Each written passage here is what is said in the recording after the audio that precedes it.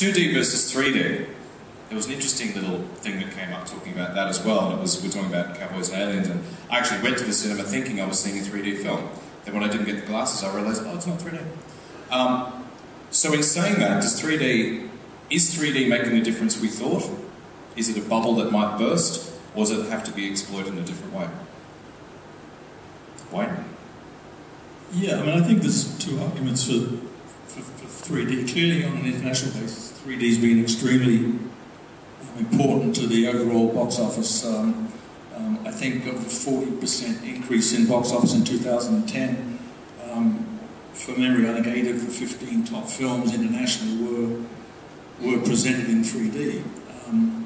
So again, internationally was clearly a benefit. I think, though, you're seeing a trend in America where 3D is losing a little bit of its luster. This past weekend, for example, I think there were 3 3D films released in America, and box office-wise, they were beaten by a film called The Help, which wasn't in 3D. The challenge, I think, is, you know, if you follow the premise that as goes America, you know, what happens in the rest of the world. I think we have to be very careful. And I'm coming at this from a marketing point of view, not a production or necessarily a studio point of view, but we have to be careful that we, in the future, that we're very that we look very closely at what is in 3D, and is it a form of presentation, or is it a marketing tool to help get people to the box office? And you raised Cowboys and Aliens, which was one of the films of some of it that was not in 3D, and even though someone said the results were somewhat disappointing, there was a lot of expectation about whether it should have been or shouldn't have been in 3D. And I think that the challenge we have is to not have the public think too much about whether 3D drives their desire to go see a film on it. I think you're 100% right, and at IMAX we've been in the 3D arena since 1985, so we've had quite a bit of experience in it.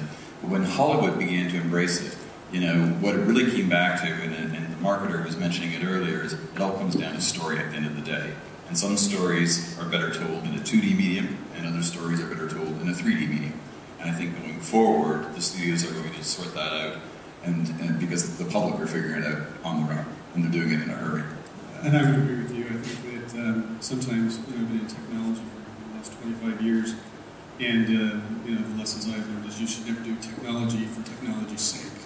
You know, if something merits 3D, if it's, you know, let the creative decide whether or not the content or the story lends itself to that form of medium, whether it's black and white or color. You know, if you take a Schindler's List in black and white, I mean, you know, people say, well, why wouldn't you do it in color? Well, that's obvious. It is a very creative decision, and I think 3D is the same.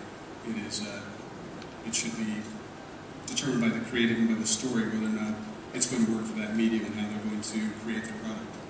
Joe, do you think that in the past we've made movies in 3D that weren't really shot in 3D, and do you think that's had a down on some of the 3Ds that come through? I think so. I think there's right now, you know, there's obviously some conversions, and there's some quick conversions that maybe don't really do a good job of rendering things in 3D. It's like anything else. You know, you can have a good shoot. You can have, if you don't have a good DP and you don't have good photography, that hurts the story. And I think you know, 3D and production value is the same. It's, you know, you've got to have good production value, and those things like Avatar that were actually shot in 3D.